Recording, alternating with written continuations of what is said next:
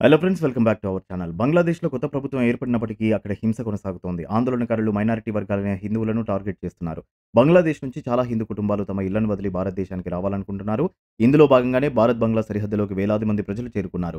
సరిహద్దు భద్రత విషయంలో బీఎస్ఎఫ్ కూడా అప్రమత్తమైంది. పూర్తి సమాచారం తెలుసుకునేందుకు వీడియోను స్కిప్ చేయకుండా ఎండ్ వరకు చూడండి. దాదాపు 1000 మంది బంగ్లాదేశీయులు బెంగాల్‌లోని సితాల్కుచి, కూచ్ బెహార్‌లోని రిజర్వాయర్‌లో నిలబడి తమను భారతదేశంలోకి అనుమతించమని బీఎస్ఎఫ్ సిబ్బందిని అభ్యర్థిస్తున్నారు. అయితే ఇప్పటివరకు భారత్‌లోకి ప్రవేశించేందుకు ప్రయత్నిస్తున్న వారిలో ఇదే అతిపెద్ద గ్రూప్ అని బీఎస్ఎఫ్ అధికారులు వెల్లడించారు. కాగా కూచ్ బెహార్‌లోని కాషియార్ బరుని ప్రాంతంలోని పతుంతలి గ్రామం దగ్గర సరిహద్దు దాటడానికి ప్రయత్నించిన ప్రజలు కంచె దాటి రిజర్వాయర్‌లో గంటల తరబడి నిరీక్షించారు. అందులో కొందరు జై శ్రీరామ్, భారత్ మాతా కీ జై అంటూ నినాదాలు కూడా చేశారు.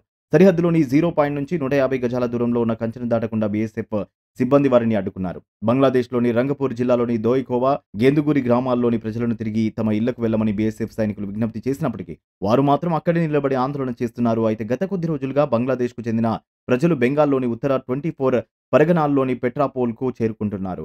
సరిహద్దుపై నిఘా ఉంచేందుకు భారత ప్రభుత్వం ఒక కమిటీని ఏర్పాటు చేసింది. సరిహద్దు భద్రతా దళం తూర్పు కమాండ్ ఏడీజీని కమిటీకి చైర్మన్‌గా ఎంపిక చేసింది. బంగ్లాదేశ్‌లో హింసాత్మక సంఘటనలు భారత ప్రభుత్వాన్ని ఆందోళనకు గురిచేశాయి.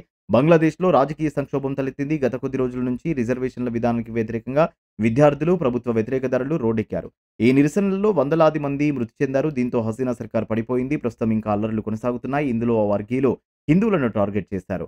హిందువుల ఇళ్లకు నిప్పుపెట్టడం, వారిని చిత్రహింసలకు గురిచేయడం జరుగుతోంది. తాజాగా ప్రముఖ జానపద గాయకుడు రాహుల్ ఆనంద్ ఇంట్లోకి దూరి దోచుకున్నారు.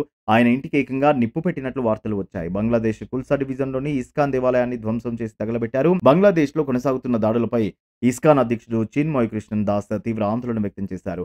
మీడియాతో ఆయన మాట్లాడుతూ చిటగాంగ్‌లోని 3 దేవాలయాలు ముప్పు పొంచి ఉన్నాయి. అయితే హిందూ సమాజంతో పాటు ముస్లిం సమాజానికి చెందిన కొందరు వ్యక్తులు వాటిని సురక్షితంగా ఉంచారని పేర్కొన్నారు.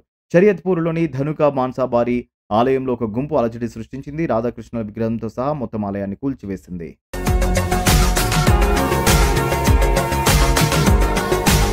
మరిన్ని అప్డేట్స్ కోసం మా ఛానల్ని సబ్స్క్రైబ్ చేయండి.